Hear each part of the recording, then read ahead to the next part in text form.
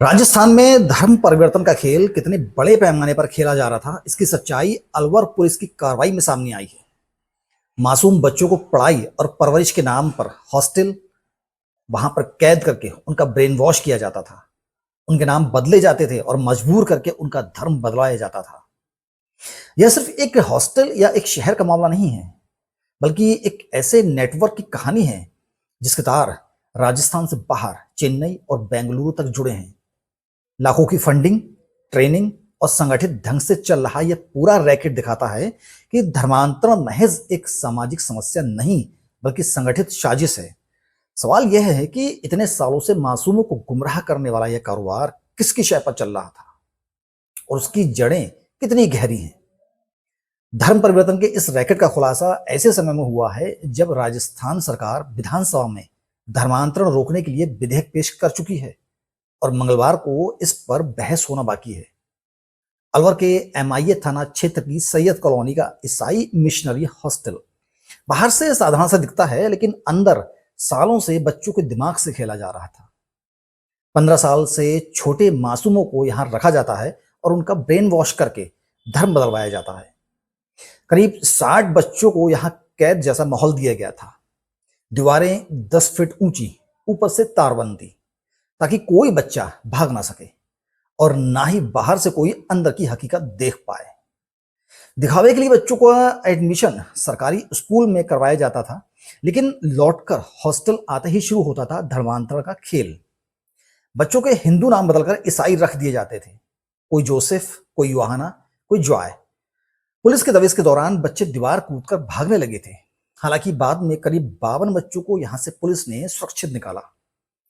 Police जांच में सामने आया कि मास्टरमाइंड बच्चों को धार्मिक किताबें पढ़ने के लिए देते थे, उनसे रोजाना प्रेयर करवाते थे और रविवार को उनके माता पिता को बुलाकर विशेष सभाएं आयोजित करते थे।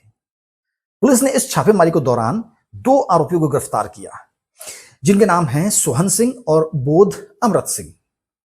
एसपी सुधीर चौधरी के मुताबिक अमृत सिंह पहले भी सीकर में धर्मांतरण केस में पकड़ा गया था।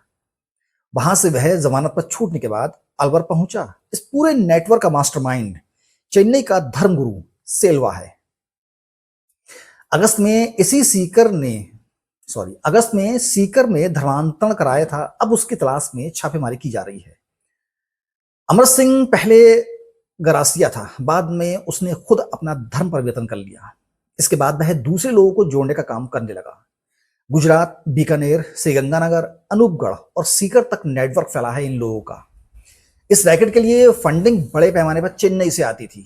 वहीं से ट्रेनिंग भी मिलती थी कि बच्चों को ब्रेन वॉश कैसे करना है और उनका धर्म परिवर्तन कैसे करवाना है। पुलिस की छापेमारी के दौरान धार्मिक ग्रंथ, डिजिटल और प्रिंटेड मटेरियल बरामद किया गया है। पकड़े गए बोध और अमृत सिंह 2006 में ईसाई धर्म अपना चुके हैं और उन्हें चेन्नई में खास ट्रेनिंग मिली थी। ट्रेनिंग में उन्हें सिखाया गया था कि कैसे मासूम बच्चों का दिमाग बदलना है और कैसे उनका धर्म परिवर्तन करना है। अमृत सिंह गुजरात का रहने वाला है, जो करीब पिछले 20 साल से धर्मांतरण के कामों से जुड़ा हुआ है और श्रीगंगानगर, अनूपगढ़, बीकानेर और सीकर में भी सक्रिय रहता है। हाल ही में सीकर केस में पकड़ा गया था, लेकिन बाद में जमानत पर छूटने के बाद अलवर हॉस्टल का वार्डन बना दिया गया। सीकर में धर्मांतरण के इसी नेटवर्क का खुलासा कुछ महीने पहले भी हुआ था। इस केस में आरोपी अमृत सिंह का नाम सामने आया था। जमानत पर छूटने के बाद उसने अलवर में बच्चों को निशाना बनाया। यानी यह आरोपी लोग जगह बदलकर, तौर तरीके बदलकर पुलिस को चकमा देने की कोशिश कर रहे थे। लेकिन अब पूरा रैकेट धीरे धीरे बेनकाब हो रहा है। पुलिस को आरोपी के पास से बैंक ट्रांजैक्शन की डिटेल्स मिली है। कहा जा रहा है कि बड़ी मात्रा में पैसे का लेन देन गरीब परिवारों को लालच देने और बच्चों को फंसाने में खर्च होता था। विहिप का आरोप है कि बच्चों को छोटी उम्र से ही ब्रेन वॉश करके हिंदू देवी देवताओं के प्रति गलत सोच भरी जा रही थी। इन बच्चों को स्लीपर सेल की तरह तैयार किया जा रहा था। बच्चों के नाम तक बदल दिए गए थे, जबकि उनका असली नाम कुछ और ही था। सारे बच्चे पहले हिंदू या सिख परिवारों से थे।